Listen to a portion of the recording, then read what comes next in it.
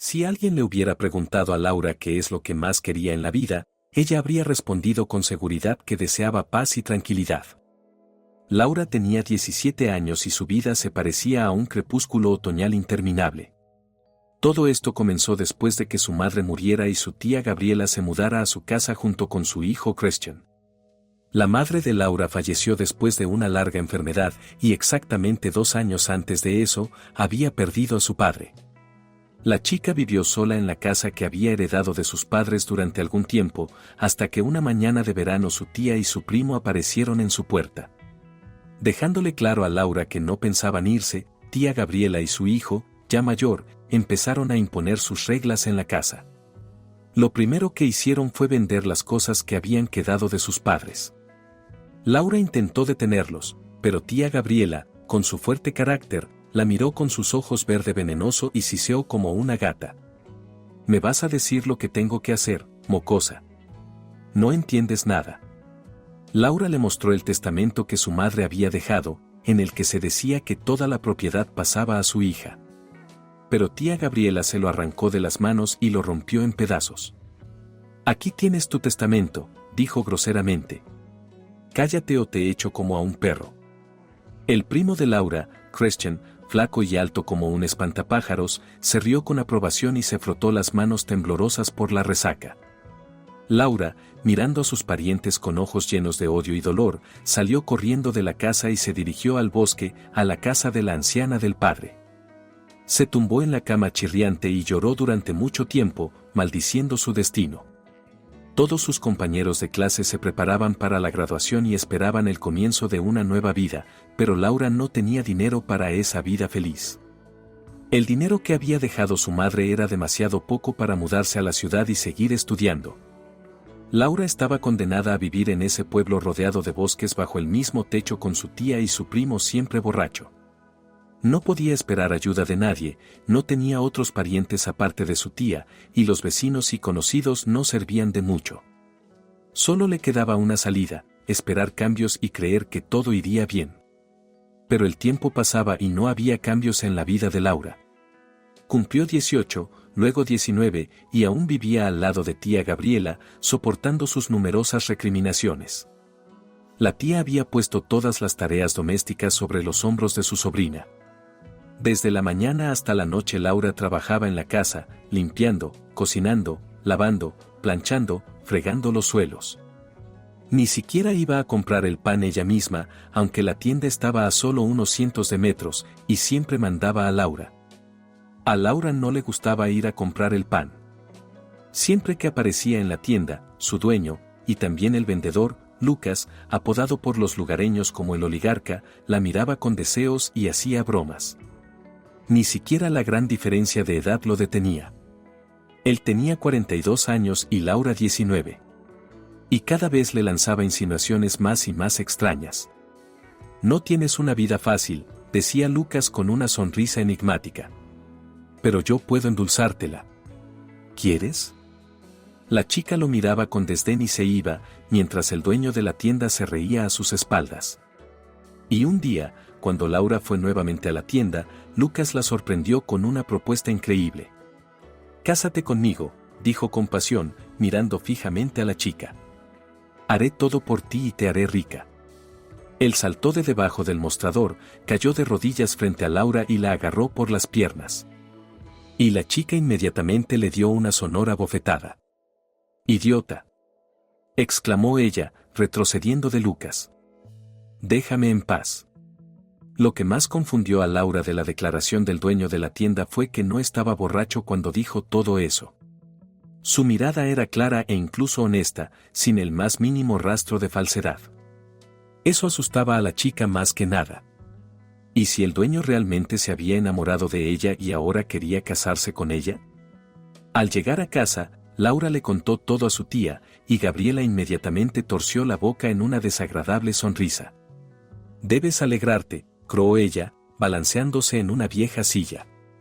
«Lucas, el oligarca, es un buen hombre y tiene dinero. Es raro encontrar uno que sea bueno y tenga dinero. Considera que has tenido suerte». Laura casi se ahogó de indignación y sus ojos brillaron con furia. «¿Qué va? exclamó. Es viejo, calvo y se parece a una rata. En respuesta, su tía se rió en voz alta, y Laura, fuera de sí de rabia, se levantó de un salto y corrió hacia la puerta. Bueno, espera a tu príncipe, lanzó Gabriela mordazmente a sus espaldas. Ya viene hacia ti en una yegua coja. La distancia desde la casa hasta la cabaña del bosque la recorrió muy rápido, como si estuviera huyendo de una manada de lobos. Al llegar a la cabaña cubierta de musgo, Laura se dejó caer pesadamente en un banco y echó la cabeza hacia atrás. Las nubes flotaban lentamente por el cielo. Una ligera brisa las llevaba muy lejos, y Laura deseó fervientemente flotar con ellas. Soñando despierta, se quedó dormida sin darse cuenta y de repente se despertó con un grito fuerte. Se asustó de verdad, no había persona cerca, y no podrían haber gritado así. El grito era desgarrador, lastimero. Bajaba a un rugido y luego subía a un chillido, y en el crepúsculo sonaba especialmente aterrador y melancólico. Laura estaba sentada, petrificada, y seguía escuchando esa lamentosa llamada de alguna criatura del bosque desconocida para ella. Finalmente, el grito cesó, pero pronto se oyó un susurro y un fuerte crujido de arbustos en la distancia. Mirando cautelosamente alrededor de la esquina, Laura vio con asombro a un pequeño osesno tambaleándose hacia la cabaña. Caminaba de manera torpe, saltaba y giraba la cabeza constantemente, escuchando y olfateando todo a su alrededor. Al llegar al barril de agua de lluvia incrustado en el suelo, el osesno bebió hasta saciarse, luego se sentó y miró a la chica que se le había acercado. ¿Así que eras tú el que lloraba?, le preguntó ella al osesno. ¿Quién te hizo daño? El osesno se secó el hocico con su pata ganchuda y estornudó, luego se arrastró hacia Laura y le empujó la pierna con el hocico. La chica corrió rápidamente a la cabaña, trajo azúcar que alguien había dejado y le ofreció algunos trozos al peludo visitante. Él lamió el dulce al instante y volvió a llorar, esta vez de una manera mucho más alegre. ¿Dónde está tu mamá, pequeño?, preguntó Laura, mirando con miedo a su alrededor en busca de la osa. ¿Estás completamente solo? El osesno bostezó, saltó hacia el banco y se escondió debajo de él. Pronto, la chica escuchó su suave respiración y decidió cubrir al osesno con una estera. Después de sentarse un rato más, sacó más azúcar de la cabaña, la colocó junto al osesno y se fue a casa. Después de encontrarse con el pequeño habitante del bosque, el ánimo de Laura se levantó un poco, y todas sus dificultades con el viejo oligarca y su tía le parecieron triviales, no valían la pena. El osesno, como se descubrió más tarde, resultó ser una osa, a la que Laura llamó Cira. A finales del verano, Cira había crecido un poco, pero seguía viviendo cerca de la cabaña, y la chica venía allí para preparar comida para la osa. Para entonces, Lucas se había arruinado y se había ido del pueblo a la ciudad, lo cual alegró mucho a Laura. Y la tía Gabriela ya no era tan estricta con ella. A principios de agosto, sufrió un ataque al corazón y ahora trataba de evitar cualquier escándalo para no molestar su delicado corazón. La vida de Laura se iba estabilizando gradualmente, y la chica creía que esto se debía a la ayuda que había dado a la osa Cira. Laura creía que el boomerang de la bondad había regresado a ella, y cada vez que miraba a la osa, le parecía que ésta le agradecía. Y Cira realmente agradecía a su salvadora. Siempre que Laura aparecía en la cabaña, ella salía del bosque y se dirigía hacia ella, luego se tumbaba a sus pies y cerraba los ojos con felicidad. Y después de una abundante comida preparada por Laura, Cira se sentaba junto a la chica y le lamía las manos con su lengua suave y lisa. Después de agradecer de esta manera a su salvadora, la osa se levantaba y se alejaba torpemente, para luego regresar. Pero un día, cuando Laura vino a visitar a Cira, por alguna razón ella no salió. La chica miró con inquietud en la espesura del bosque, llamó a la osa por su nombre, pero Cira no apareció. Después de recorrer los alrededores y no encontrarla, Laura se preocupó de verdad. Entonces, le vino a la mente el recuerdo de haber visto a unos cazadores que habían llegado de la ciudad el día anterior en la tienda. Decidida a que Cira estaba en problemas, Laura corrió a la cabaña, se puso un impermeable y se fue a buscar a su amiga del bosque. Después de explorar sin éxito el área familiar del bosque que rodeaba la cabaña, Laura ya estaba a punto de regresar cuando de repente escuchó un disparo y el rugido sordo que le siguió.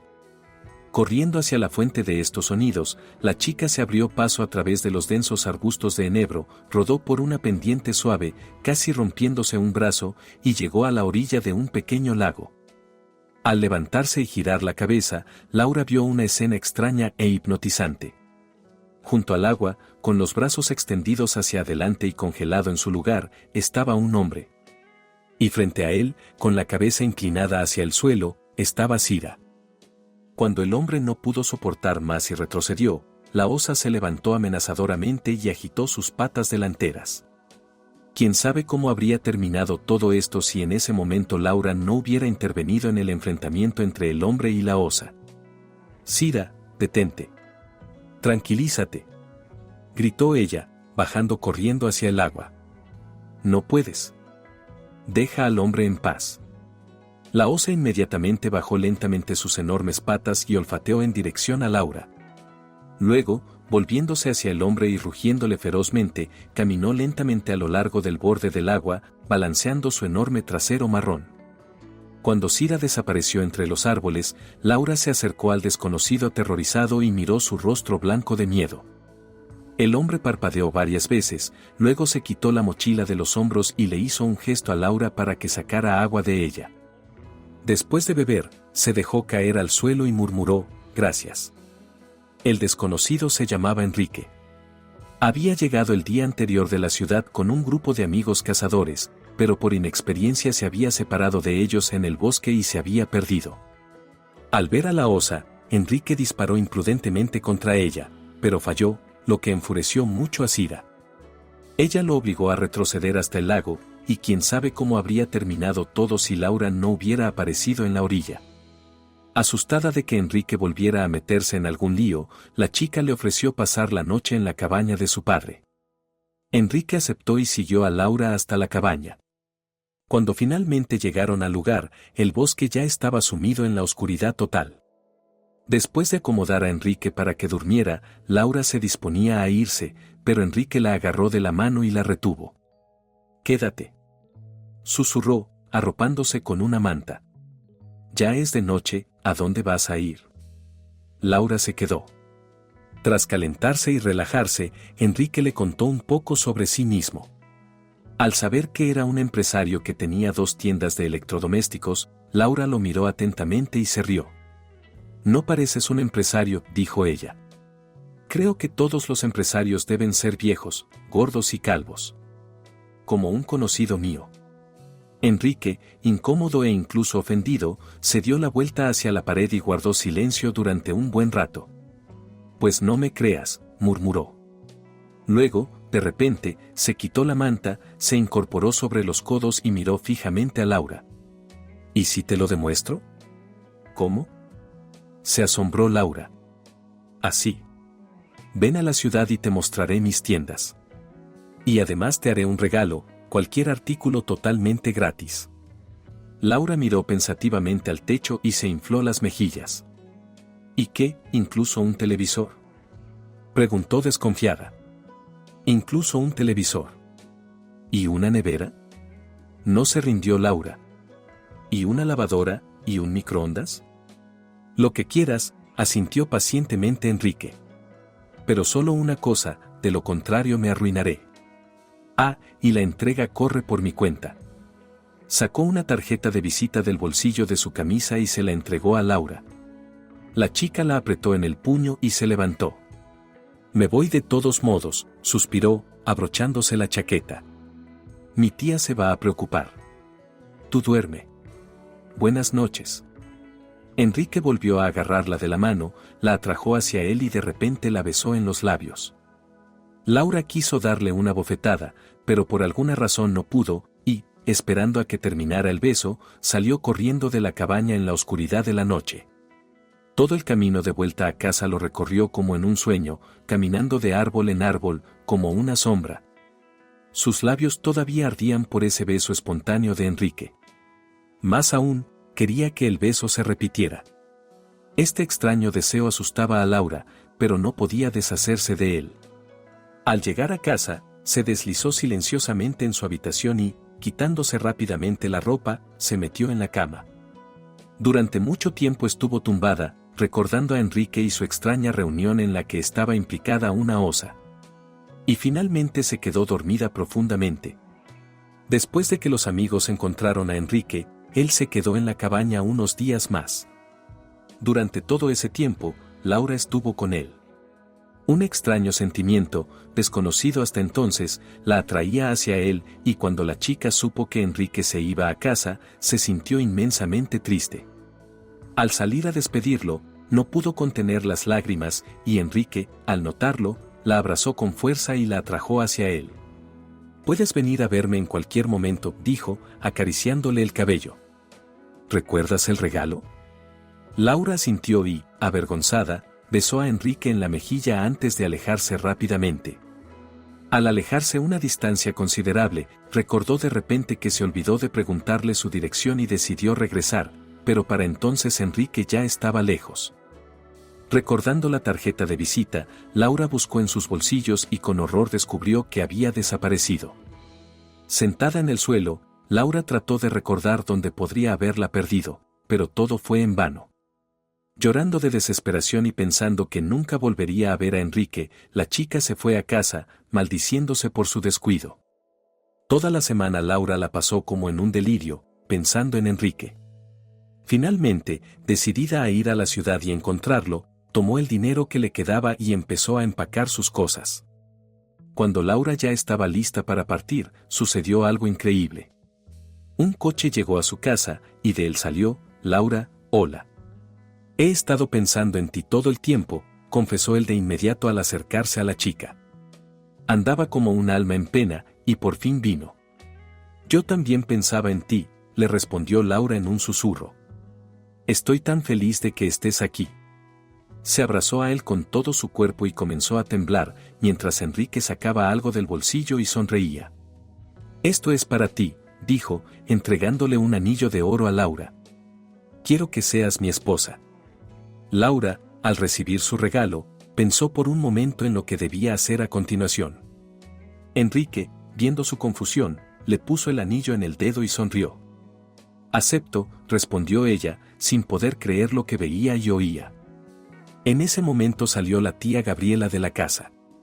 Al ver a los jóvenes abrazados, comprendió todo de inmediato y sacudió la cabeza. «Bueno, les deseo felicidad», dijo con voz temblorosa. «Ámense mucho». Laura y Enrique se volvieron hacia ella y asintieron. «Gracias», respondieron juntos. Exactamente un año después de la boda de Laura y Enrique, nació su tan esperado primogénito, a quien llamaron Tomás, en honor al abuelo de Laura. Para entonces, Enrique había trasladado a su esposa a una nueva mansión de 2 pisos, situada junto a un gran lago. Cada mañana, al despertar y tomar a su hijo en brazos, Laura salía a alimentar a los cisnes y patos. Era lo más hermoso que el destino podía haberle dado.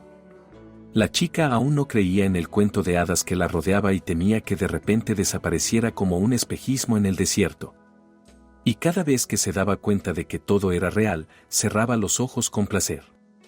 Pero, como resultó, Laura no temía en vano. Y el final del cuento de hadas estaba cerca. Un día nublado de noviembre, después del desayuno, se fue de compras. Por alguna razón, decidió llevar a su hijo con ella, aunque antes siempre iba sola. Y, colocando al pequeño Tomás, envuelto de pies a cabeza, en el carrito, caminó lentamente por las calles somnolientas y brumosas, mirando a su hijo que sonreía bajo la capucha de su abrigo. Al llegar a un cruce peatonal, Laura esperó a que el semáforo cambiara de rojo a verde. Para hacer más llevadera la espera, empezó a hacerle muecas graciosas a su hijo, y Tomás, riendo, movía sus brazos y piernas, pareciendo un gran escarabajo de colores. Jugando, Laura no se dio cuenta de que el semáforo había vuelto a ponerse en rojo. Al darse cuenta, empujó el carrito y corrió por el cruce todavía despejado hacia el otro lado de la calle. De repente, como salida de la nada, apareció un coche blanco en la carretera. Venía directamente hacia Laura, quien, congelada en su lugar, observaba cómo se acercaba, sin prestar atención a los gritos de los transeúntes. El tiempo para ella parecía haberse detenido y convertido en una especie de gelatina espesa. Laura no podía gritar ni mover ni un brazo ni una pierna. Lo único que le quedaba era ver cómo el coche se dirigía inexorablemente hacia ella y su hijo. ¿Qué haces ahí parada, tonta?, gritó un hombre corriendo hacia ella. Muévete rápido. Despertando por su grito, Laura empujó el carrito con todas sus fuerzas. En el momento en que el carrito con el bebé llegó a las manos del desconocido, el coche golpeó a Laura y la lanzó lejos. Cayendo en el asfalto, Laura sintió un dolor insoportable en todo su cuerpo y gritó, pero su grito fue tan débil que las personas que se acercaron a ella lo tomaron por un gemido. Intentando levantarse, Laura se movió un poco hacia un lado y perdió el conocimiento. Cuando volvió en sí, le costó entender dónde estaba. Todo a su alrededor era como un gran teatro de sombras, con un resplandor tenue. Cuando sus ojos se acostumbraron un poco a la cegadora blancura, se dio cuenta de que estaba en una sala de hospital. La pantalla de la televisión parpadeaba en silencio. Intentando levantarse, Laura de repente cayó de la cama y, gritando por el dolor que le atravesó la espalda, comenzó a retorcerse en el suelo frío, golpeando con las manos. Varias enfermeras acudieron al ruido. La levantaron con cuidado, la volvieron a acostar en la cama y llamaron al doctor. ¿Qué es esto, querida? ¿Por qué te portas así?, sonrió el doctor al entrar. No puedes moverte en absoluto. ¿Sabes lo que te pasó? Laura frunció el ceño, tratando de recordar todo. Pero lo único que le vino a la mente fue cómo empujaba el carrito hacia el hombre desconocido. ¿Qué pasó con mi hijo?, preguntó, mirando al doctor con los párpados pesados. ¿Está bien? Por favor, dígame que está bien. Bueno, no te preocupes. Tu hijo está bien, dijo el doctor en voz baja. Ahora está con su abuela, así que no hay nada de qué preocuparse. Pero tú. El doctor esperó un momento, hojeando algunos papeles. Luego miró rápidamente a Laura y suspiró. Bueno, la situación contigo es muy complicada, comenzó en voz baja y triste. Cuando te trajeron aquí, estabas en el otro mundo, por así decirlo científicamente, experimentaste la muerte clínica. Por suerte, logramos sacarte de allí, pero tu columna vertebral. Tuvimos que literalmente reconstruirla como un rompecabezas, y... Laura agarró la mano del doctor y le miró fijamente a la cara seria. Entonces, ¿podré caminar o no?, lo interrumpió impacientemente. ¿Podré ponerme de pie? El doctor se secó la cara con su mascarilla y cerró los ojos. Teóricamente, sí, confirmó después de una pausa. Pero cuando sucederá, es muy difícil de decir. No soy adivino, ¿sabes? Primero necesitas un curso de rehabilitación, masajes, ejercicios y mucho más. Y mientras tanto, tendrás que aceptar esto y luchar durante mucho tiempo y con mucho esfuerzo. Aquí está tu medio de transporte para los próximos años. Asintió hacia la silla de ruedas que estaba junto a la pared y se fue rápidamente. Cuando la puerta se cerró detrás de él, Laura se cubrió la cara con la manta y lloró. Hace poco tiempo, ni siquiera podía imaginar que se encontraría en tal situación, y ahora no podía ni levantarse para ir a la ventana a tomar un poco de aire fresco. Lo único que no la dejaba caer completamente en la desesperación era el pensamiento de que su hijo estaba bien. Así comenzaron para Laura los días difíciles y casi insoportables de su nueva vida. Después de pasar casi 2 meses en el hospital, regresó a casa, donde su suegra Sofía comenzó a cuidarla.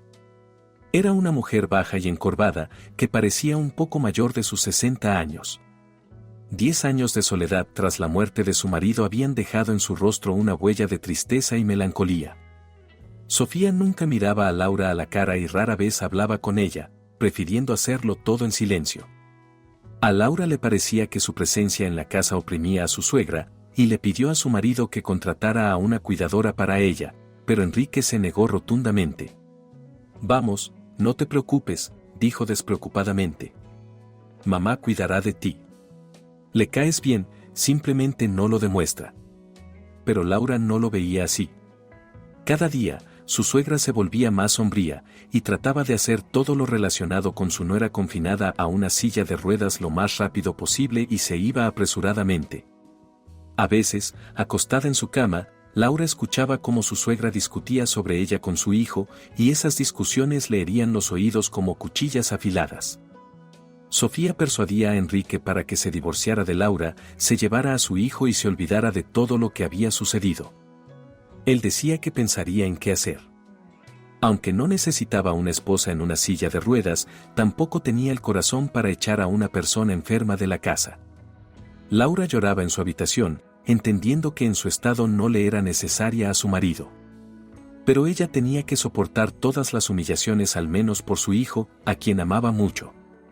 Y un día, Laura escuchó una conversación muy extraña. Sofía estaba hablando por teléfono, de pie junto a la puerta. Y Laura, con gran esfuerzo, se trasladó a su silla de ruedas, se acercó y escuchó atentamente. Sí, sí. Necesito algo así, que no deje rastro alguno, pedía Sofía. Algo como un somnífero. No te preocupes por el precio. Pagaré bien. Perfecto, perfecto. Necesito muy poco. Para una persona. No, no es asunto tuyo. ¿Qué más te da para quién es? Bien. Nos vemos esta noche y discutimos todo. La suegra guardó silencio, y Laura, esperando un poco más, regresó a la cama. La conversación que había escuchado le causó una vaga inquietud. Obviamente, se trataba de ella, pero ¿qué estaba planeando Sofía? Intentando resolver este misterio, la joven no durmió en toda la noche, y al día siguiente todo se resolvió por sí solo. Por la mañana, cuando Enrique se fue al trabajo, Sofía entró en la habitación de Laura. Estaba inusualmente alegre y amigable. Después de cambiar el orinal y la ropa de cama rápidamente, ayudó a Laura a trasladarse a la silla de ruedas y guiñó un ojo con energía. ¿Tomamos un té?, le ofreció, bailoteando alrededor de Laura. Hice un pastel de manzana. Creo que quedó bastante bien. Desde la cocina realmente venía un olor apetitoso a pastel recién hecho. Laura, sin mostrar nada, sonrió y asintió, y la suegra la empujó en la silla de ruedas fuera de la habitación. Al llegar a la cocina, Sofía comenzó a servir el té y lo hacía bastante lento y ruidosamente, como si quisiera desviar la atención de algo importante. Cuando la taza de té estuvo delante de Laura, ella miró de reojo y pinchó el pastel caliente con un tenedor. ¿Por qué no bebes?, preguntó la suegra con desconfianza. Es un té excelente. Una amiga lo trajo de la India. Imagínate, lo recogieron justo frente a ella. Laura suspiró comprensivamente y entrecerró los ojos. No dudo ni un poco de sus excelentes cualidades de sabor. Solo que todavía está demasiado caliente, mintió sin pestañear. Dejaré que se enfríe un poco. Sofía cambió de expresión y quiso decir algo, pero en ese momento, un cuervo entró por la ventana abierta y comenzó a revolotear por la habitación, chillando y agitando sus pequeñas alas. La suegra se levantó de un salto, atrapó al cuervo con su pañuelo y se apresuró a la ventana. Y Laura, en ese momento, intercambió las tazas y finalmente tomó un sorbo de té. Dicen que los pájaros entran en la casa cuando va a morir alguien, dijo la suegra al regresar a su lugar. Pero eso es una tontería. No creo en esas supersticiones. Laura no dijo nada y, conteniendo la respiración, esperó a que la suegra llevara la taza a sus labios. Sin sospechar nada, Sofía tomó un sorbo y se estremeció. Apenas dejó la taza en el platillo, se agarró la garganta y comenzó a temblar, sus ojos se salieron de sus órbitas. Laura, realmente asustada, se acercó a ella y la agarró por los hombros. ¿Por qué querías envenenarme?, gritó, impidiendo que la suegra perdiera el conocimiento. ¿Por qué? ¿Qué te hice? La cara de Sofía se volvió roja como una remolacha. Miró a su nuera con una expresión aterradora. Miserable, jadeó, sacando la lengua morada. Cambiaste las tazas. Laura no pudo obtener más información de ella y llamó a una ambulancia. Al llegar los médicos y contarles todo, la joven recogió sus cosas, tomó al pequeño Tomás de su cuna y escribió una breve nota para Enrique. Nada más la retenía en esa casa, y con cuidado bajó la rampa con la silla de ruedas, salió a la calle y se dirigió a la estación de tren. Laura quería volver a su hogar, a su pueblo natal, donde la esperaba su vieja pero acogedora casa de la infancia. Al regresar al pueblo, Laura contó su historia a su tía Gabriela. La tía, al enterarse de todo, levantó las manos en señal de sorpresa, luego tomó al hijo de su sobrina y comenzó a balancearlo lentamente, cantando una canción de cuna. «Te estuve esperando», le dijo a Laura cuando el niño se quedó dormido. «Pensé que estabas tan enojada conmigo que ya no querías verme». Laura negó con la cabeza y de repente recordó a su primo. «¿Dónde está Cristian?», preguntó con preocupación, mirando a su tía. «¿Se fue?». La tía Gabriela se mordió el labio y su expresión se ensombreció. «Murió», dijo en voz baja. «Hace 40 días ya. Contrajo neumonía y no lo superó». Así fue. La tía empezó a cantar otra vez la canción de cuna, que sonaba más como un lamento silencioso. Laura le echó un chal sobre los hombros y la abrazó suavemente, apoyando su mejilla contra ella. «No tenemos suerte», dijo la tía Gabriela, mirando fijamente al pequeño Tomás. «Quizás él tenga suerte». «¿Qué piensas? ¿Será feliz en su vida?». Laura no sabía qué responder y solo asintió en silencio. Ella también deseaba que su hijo fuera mucho más feliz que ella y decidió que haría todo lo posible para lograrlo. Pasó el otoño, llegó el invierno y la primavera volvió a sus tierras natales. Para entonces, Laura se había recuperado un poco de lo sucedido y, lo más importante, había vuelto a aprender a pararse. Desplazándose con muletas, a veces iba a la vieja caseta de su padre y se sentaba en el porche inclinado, esperando a su vieja amiga, la osa Cira. Pero ella no venía por alguna razón. Al irse, Laura dejaba, por costumbre, unos trozos de azúcar para ella, y cada vez los ratones y las hormigas se los llevaban, pero no había rastros de la osa. Posiblemente, ella ya se había marchado de esos lugares, sin haber esperado a la chica. A veces, cuando Laura estaba sola, pensaba en Enrique y su madre.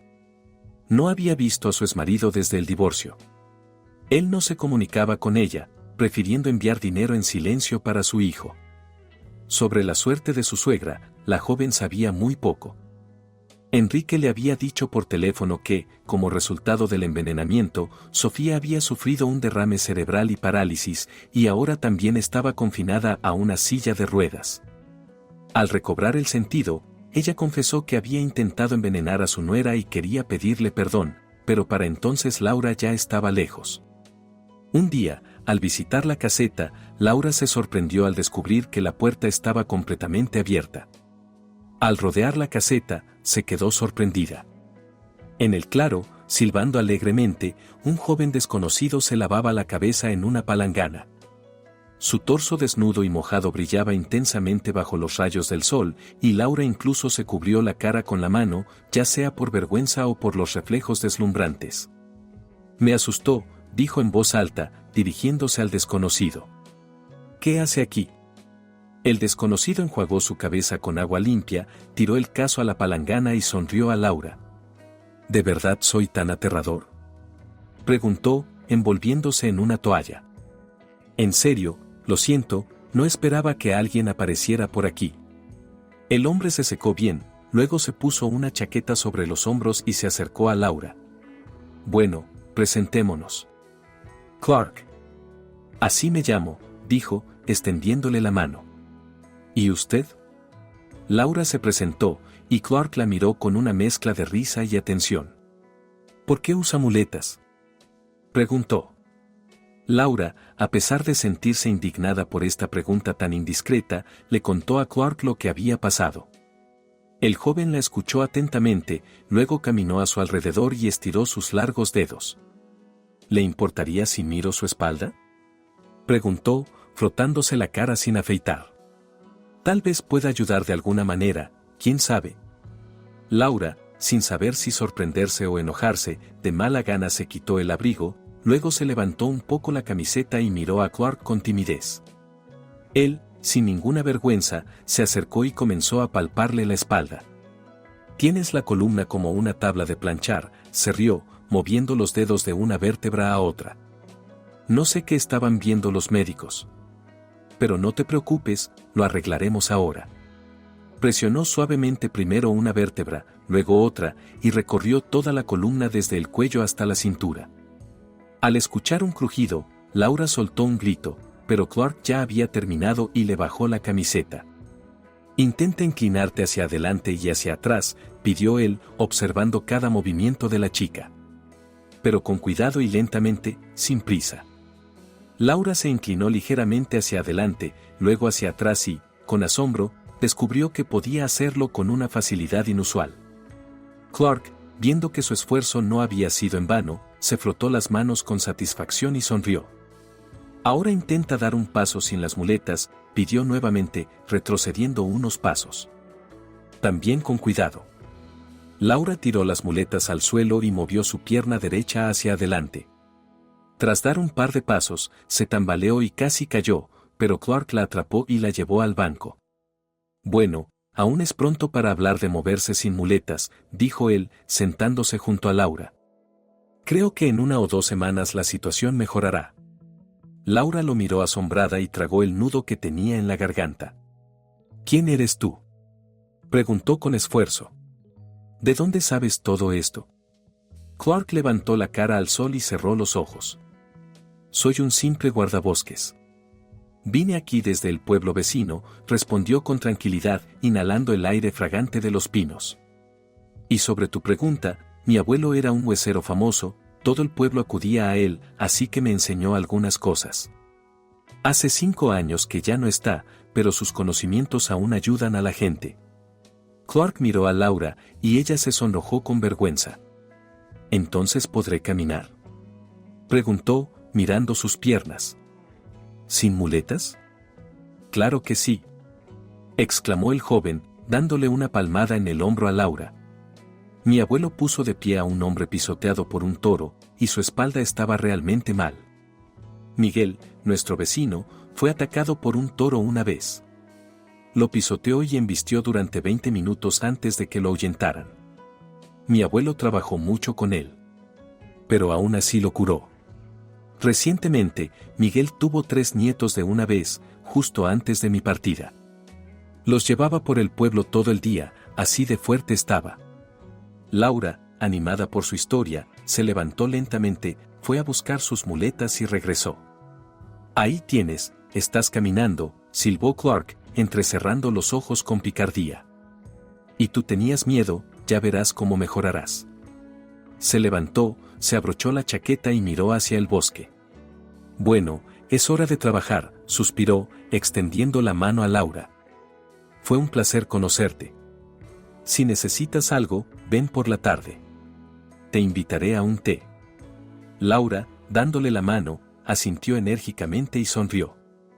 Seguro que vendré, respondió. Clark ya se había dado la vuelta y estaba a punto de irse, cuando de repente se escuchó un fuerte crujido en los arbustos cercanos, y Cira apareció en el claro junto con 2 ositos. Al ver a Laura y su interlocutor, Cira giró su enorme cabeza hacia ella y olfateó el aire ruidosamente, luego agitó la pata y siguió adelante, llevándose a su prole. «Dios mío.